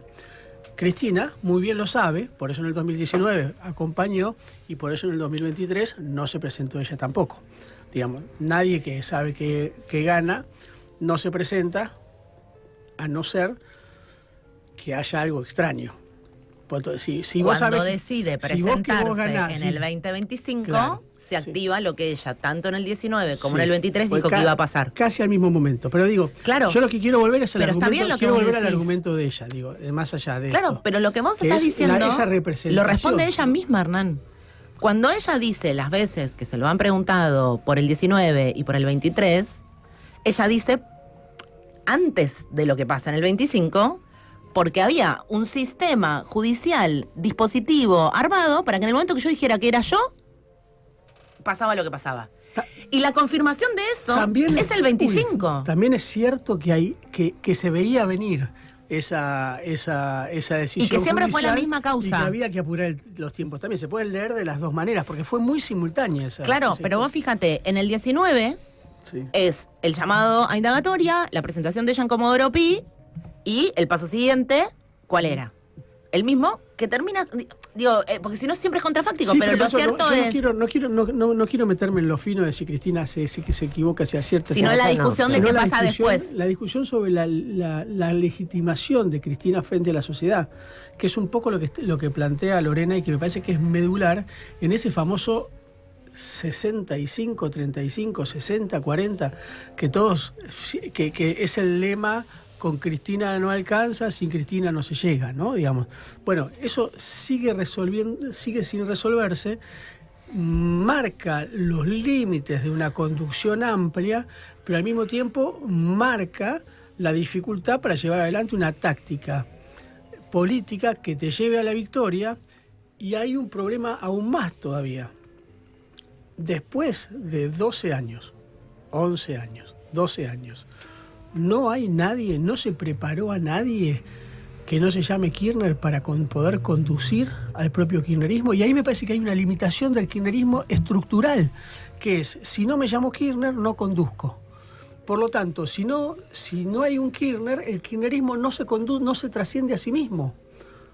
Porque no hay nadie que pueda llevar adelante una conducción de un kirchnerismo con todo lo que el kirchnerismo significa si no me llamo Kirchner. Entonces, ¿cuál es el problema? Cristina, Máximo, Nieto, el nieto. Bueno, O sea, porque el kirchnerismo un montón de cosas tengo porque que el discutir kirchnerismo ahí. es solo Kirchner. Ese es un problema. Y si el kirchnerismo no es un conjunto de valores, es solamente un apellido. Y Bueno. es una Sí. problema. Te lo hablo con vos porque considero Sí, porque que sos además lo vemos, un igual con toda la honestidad intelectual que te caracteriza.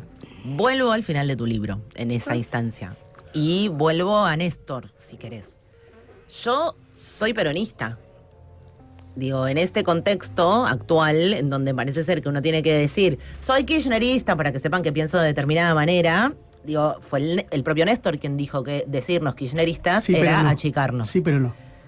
Por eso, sí, digo, tomando eso que dice Néstor, yo quiero aclarar algo. Conmigo no. El kirchnerismo es un momento disruptivo porque es superador en muchas cosas de lo que el peronismo en ese Sí, es momento diferente. histórico Sí. proponía. Ah, Incorpora luchas Acepto. que hasta ese momento el peronismo no había podido resolver. Acepto. Digo, con los indultos, con la obediencia debida, con el punto final, con lo que sucede con la memoria. Digo, el proceso del regreso de la democracia no había dado respuestas desde el peronismo. Digo, pensando en esto que decías vos del capitalismo de plataformas, ¿no? Bueno, no hay respuestas todavía para eso desde el peronismo. Bueno, el kirchnerismo, por decirle así, insisto, entre esas comillas, supera e incorpora.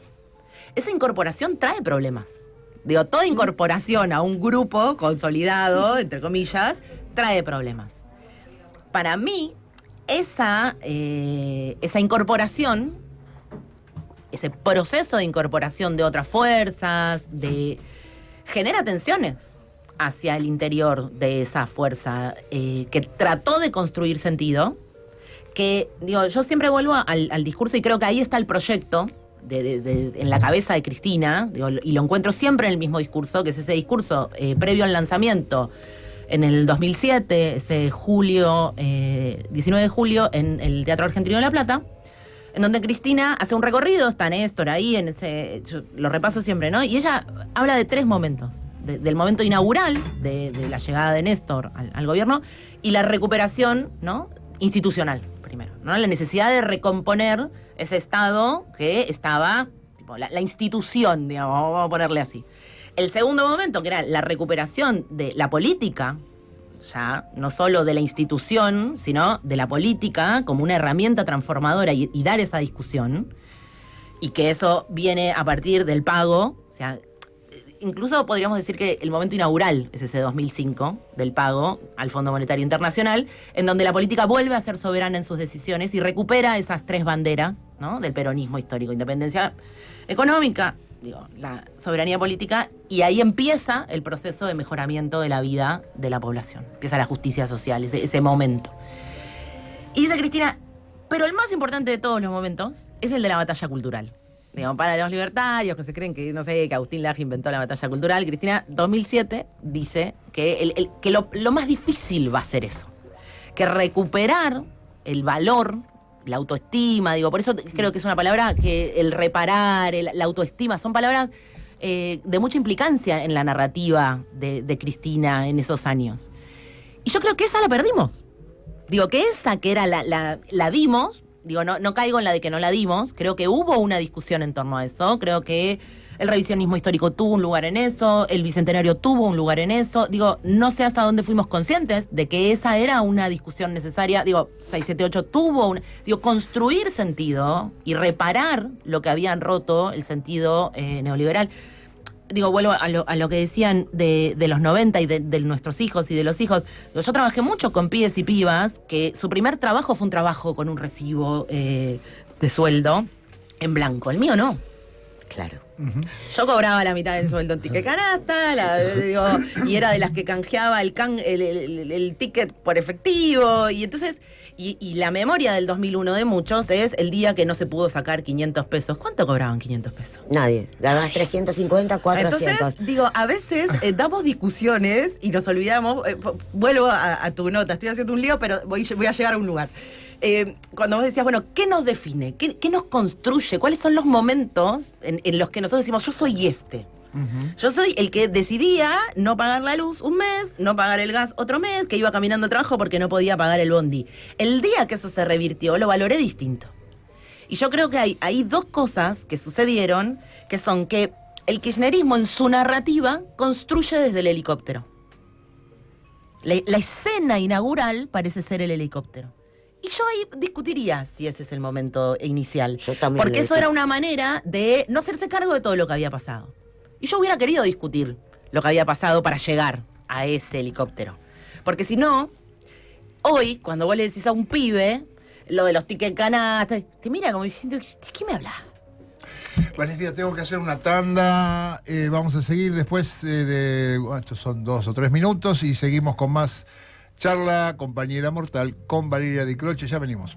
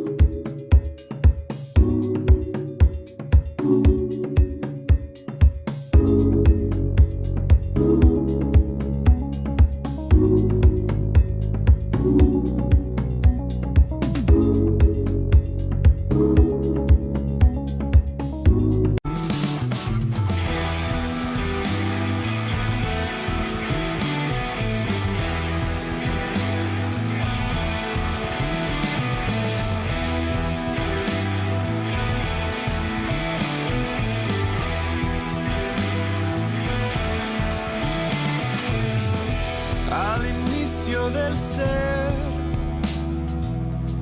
quiero puedas ver que salimos del suelo y abrimos el mirar al fuego en nuestra mano.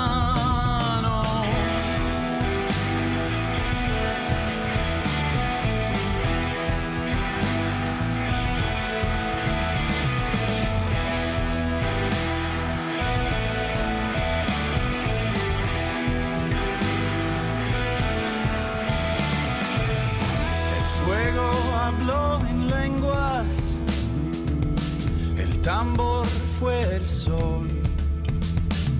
Bailamos en aliento, con silencio en el pulmón, y el tiempo se borró. Somos el fuego, somos la mano, creamos el sueño, hicimos el plano, nacidos del cielo, paridos del llano. Somos el fuego, somos la mano.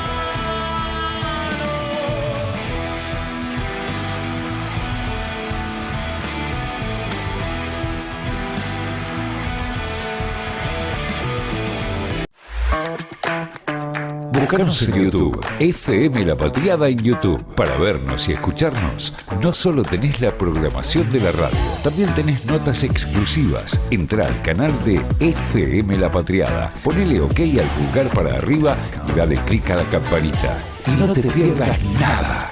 Escuchá y mirá FM La Patriada. FM La Patriada en YouTube.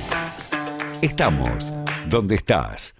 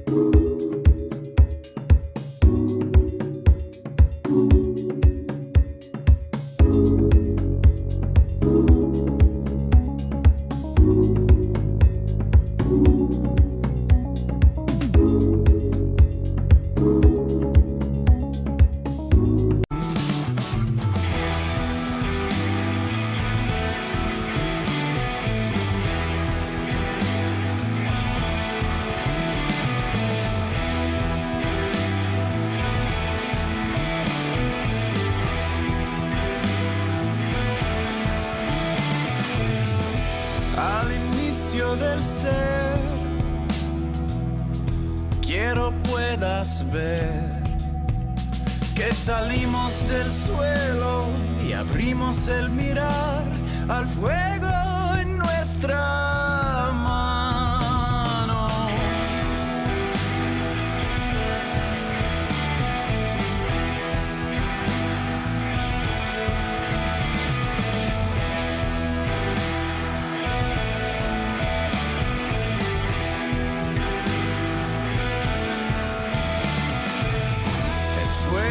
Habló en lenguas, el tambor fue el sol.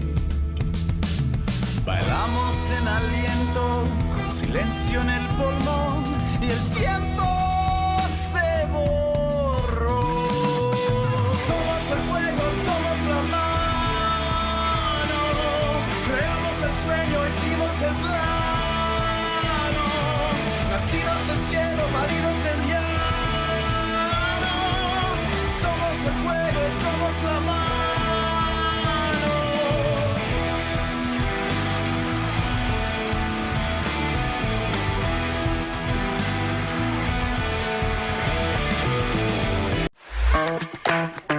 Búscanos en YouTube, FM La Patriada en YouTube. Para vernos y escucharnos, no solo tenés la programación de la radio, también tenés notas exclusivas. Entrá al canal de FM La Patriada, ponele OK al pulgar para arriba y dale clic a la campanita. Y no te pierdas nada.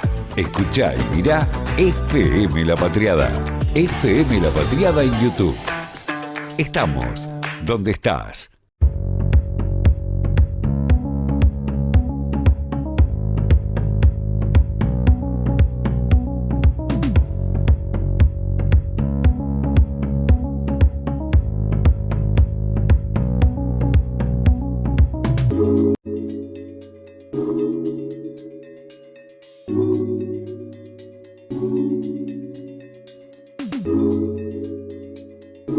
La vez pasada mandé un mensajito con respecto a que nos tenemos que formar un poquito más doctrinariamente para poder entender qué es el peronismo. Después, peronista, como dijo en general, peronistas somos todos.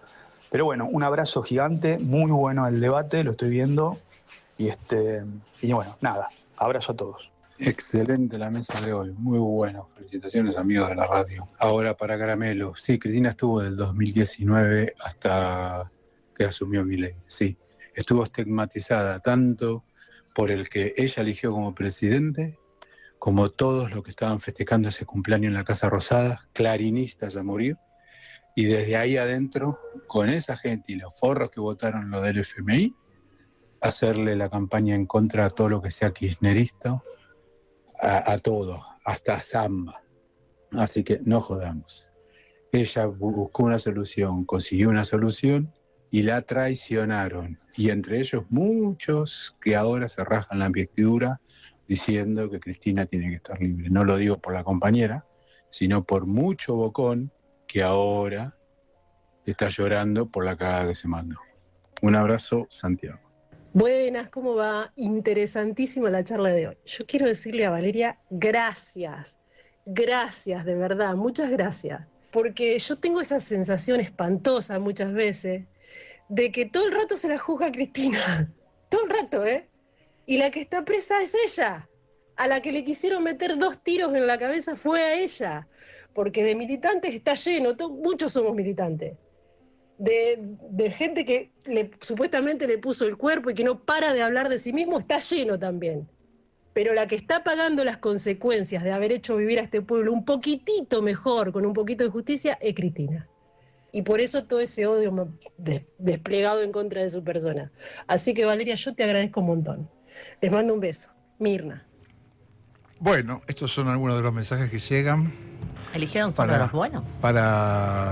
Parece que Muchas los gracias, buenos aparecen porque así. uno se pone sensible también. Levanta el tono, pero no porque se enoje, sino porque yo por eso siempre cuando me dicen, ¿cómo te presentamos? Militante política.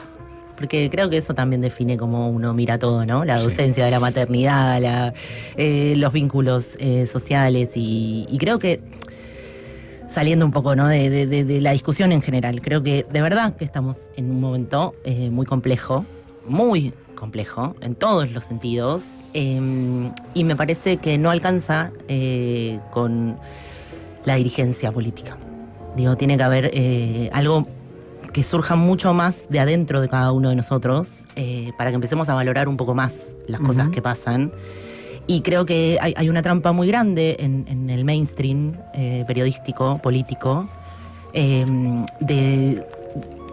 yo siempre pienso en Marechal, ahora me va a mirar el experto, y esa idea, ¿no? del poeta de puesto, y esa idea de que a veces pareciera ser que lo que uno dice, como no está validado desde un determinado lugar, uno se está todo el tiempo teniendo que defender. Y es muy difícil discutir así y debatir y construir sentido, porque el sentido se construye en comunidad. No se construye en solitario. Y yo siento que todos los dispositivos políticos, jurídicos, mediáticos, están forzándonos a discutir individualmente este tiempo. Que es un tiempo que requiere, más que nunca, construir esto. Digo, que esto no sea una excepción, que nosotros podamos discutir y no caigamos en la trampa de discutir personas, porque creo que ese también fue el proyecto de la derecha de los últimos 15 años. Ahora, que en un contexto de un continente que se pensaba nuevamente como un todo, ¿no? Sí. Ese concepto, digo, esa imagen de Chávez diciendo era Perón como que volvía cuando hablaba de Néstor, y esa idea, ¿no? Ese momento bicentenario, en términos simbólicos, históricos, de dimensión real, que implicaba pensarnos juntos. Sí. Y uno mira hoy el continente y dice, bueno, vinieron a destruir esto, porque era potente ese momento histórico. Digo, la emoción, pensando incluso intergeneracionalmente en lo que decía Carlos, digo, me imagino para tu generación ese momento de volver a una plaza llena, en donde todo lo que estaba representado ahí tenía que ver con una tradición histórica. Claro. De lucha por la independencia, Ahora, justamente me quería alejar de las tradiciones de Carlos Caramelo. También. Claro, que fue una generación muy violenta, perdón por lo de muy, con consignas violentas, de muerte, de vaya, te vamos a cagar a tiro, que vamos a hacer una escalera. En un hueso. contexto En violento. un contexto jodido.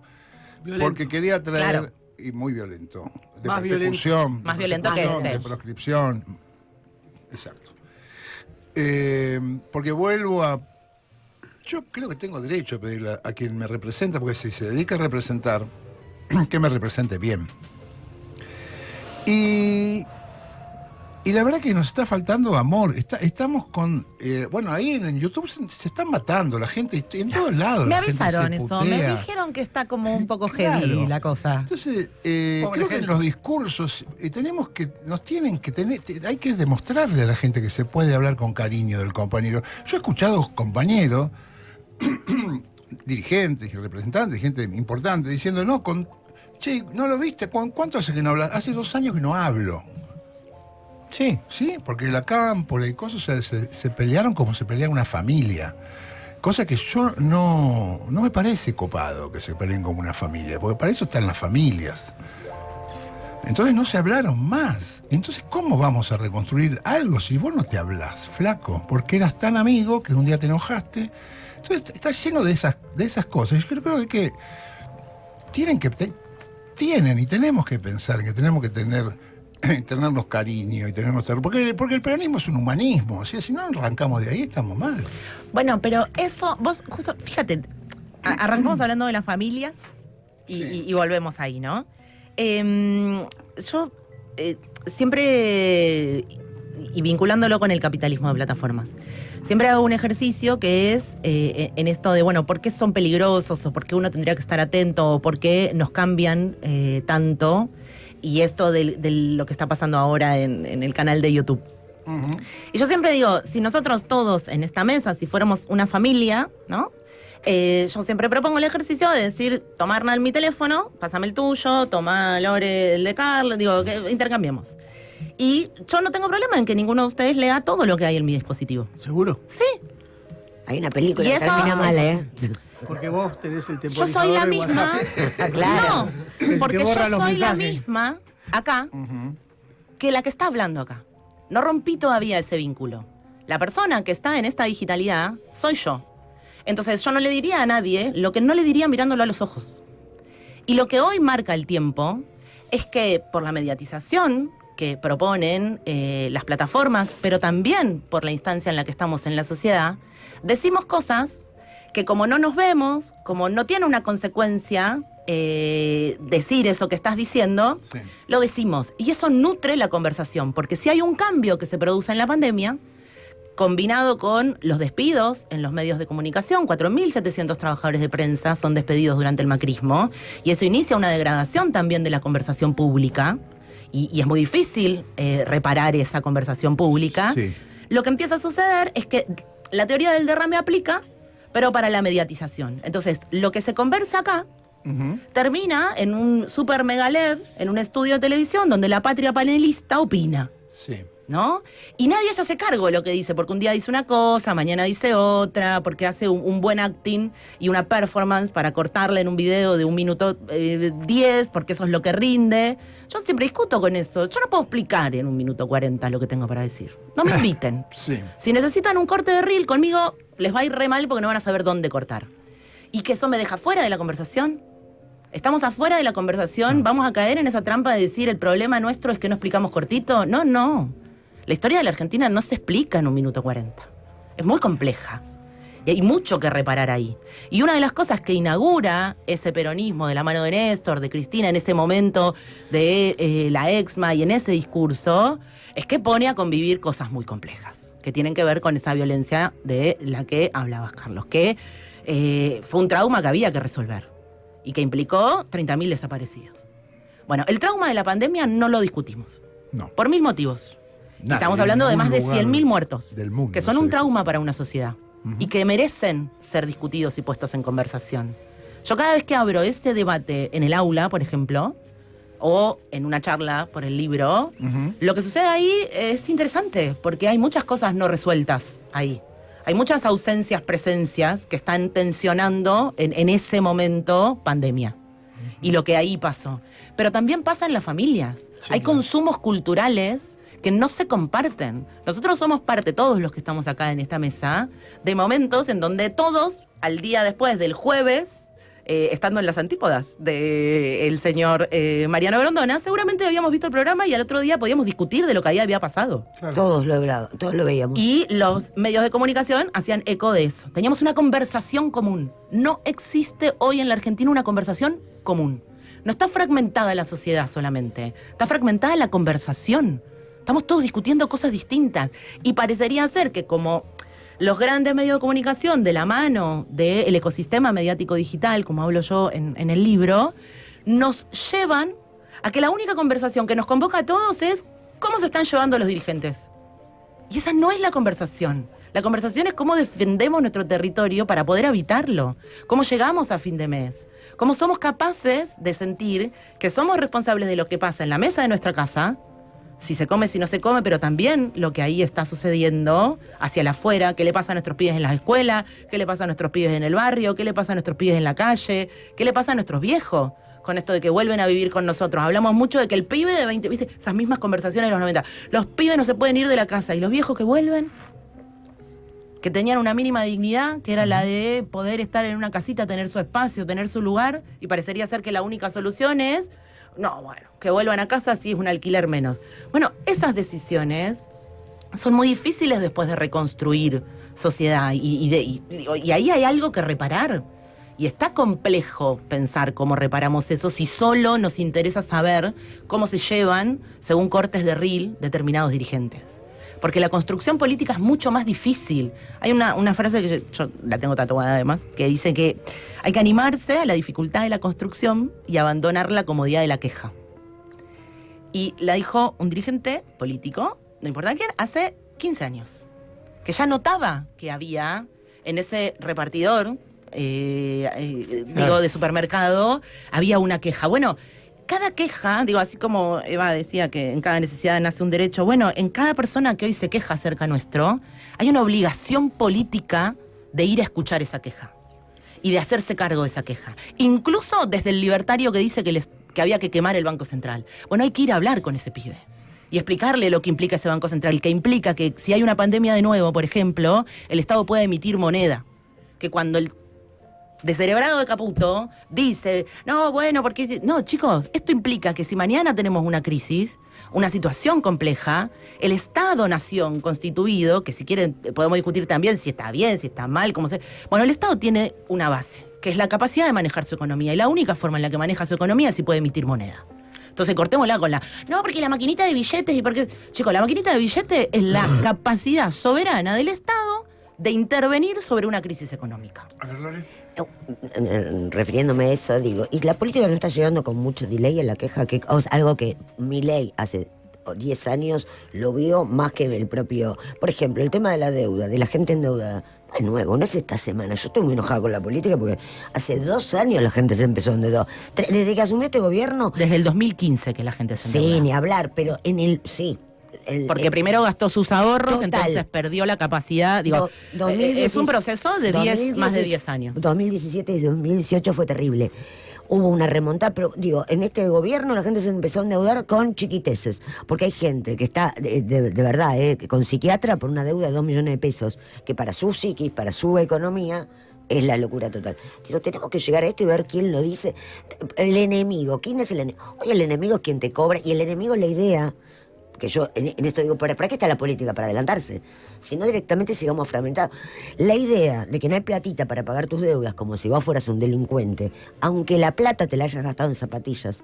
Mirá lo que te digo, pues la idea no es solo me endeudé para la luz. Si yo me endeudé para zapatillas, porque yo laburo 20 horas y quiero subir bien a un colectivo, no soy ningún delincuente. Digo, yo en vez de ver quién es quién, si hoy política empiezo a ver cómo hago para solucionarle la vida a 6 palos de personas que están en mora por distintos motivos. Y después no me importa nada. Es primero el tema y después las personas. Así llegó Milei, hablando de algo claro. La gente no quería pagar impuestos, le parecía que los impuestos... No importa si tenía razón o no. Ese tema importaba. La política no está en eso, estamos viendo si es el otro. La verdad es que a mí me da lo mismo quién sea. Quien me diga cómo se soluciona esto... Porque ¿sabés cómo vamos a terminar en el 2027? No endeudados. Estar endeudado, estar en el veraz. Pero lo que vos decís es la decisión del poder, para ponerlo de alguna manera. De la política. Hace 10 días que están tirando candidatos, los miden, los bajan, hacen a ese candidato hablar de otro candidato. No me importa lo que hagan en el oyente que mandó el mensaje y que decía que a veces surge ese error, ¿no? Yo a mis compañeras y compañeros que están en el barrio los veo hablar de esto desde que Milei asumió, Claro, por eso digo, no es nuevo. Entonces, que hoy, porque Cristina los medios de eso, instalan, por eso digo, Cristina el tema habló del de eso, endeudamiento, pero además la deuda del Estado...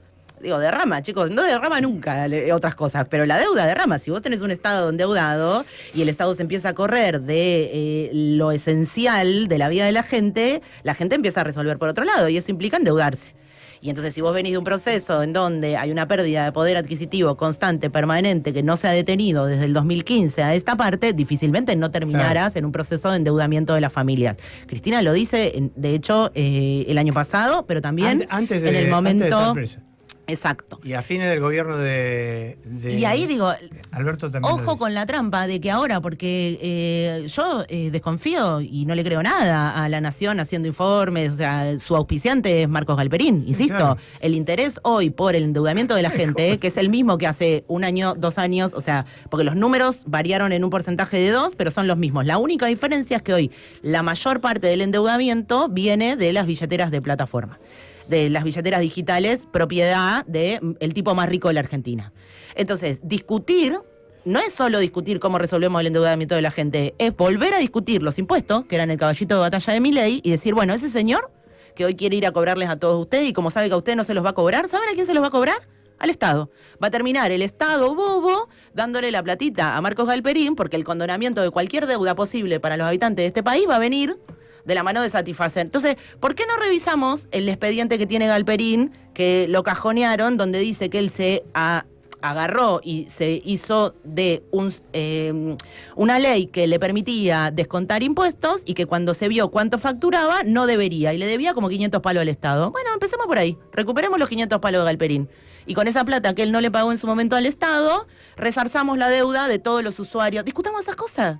Pero la política es mucho más que sus dirigentes, porque si no nos olvidamos del trabajo cotidiano que mujeres, pibes, pibas hacen en el territorio, junto con la gente, y que todo el tiempo están buscando soluciones para la vida. Lo que falta es alguien que represente en el poder y que tenga la capacidad para que esa propuesta que haga se lleve adelante, porque tampoco sirve solamente decir voy a hacer esto.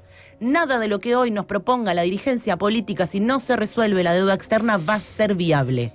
Entonces la discusión de raíz, y eso es lo que hay que traducirle a la gente, es que si nosotros no resolvemos que la prioridad de la guita que entra en la Argentina no tiene que ir para el fondo, que fue la discusión que dio Néstor en su momento, no va a haber resolución de ningún problema. Pero Valeria, la gente no le preguntó nunca a Milei cómo iba a hacer lo que iba a hacer. Quería saber qué iba a hacer. El problema es que la política no te está diciendo eso. A mí, cómo lo resuelvan, después me da lo mismo, porque si yo quiero que me condonen mi deuda.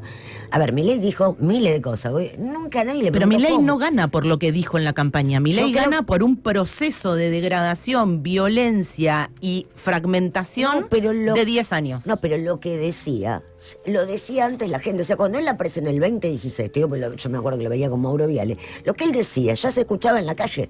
No lo querían escuchar. O sea, la política... Porque era parte de la conversación pública. La política no está escuchando de abajo para arriba. Es como que hay que escuchar de arriba para abajo. Y yo creo que lo que le faltó, y hace 15 años, al peronismo, que la derecha lo tiene, es escuchar qué pasa abajo. A mí cómo lo va a resolver. El que viene me da lo mismo, que me lo resuelva.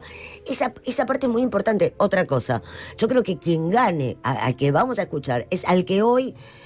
Yo creo mucho en las individualidades dentro del colectivo. Somos una sociedad individualista, ya está, la generación dorada de los 50, ya está.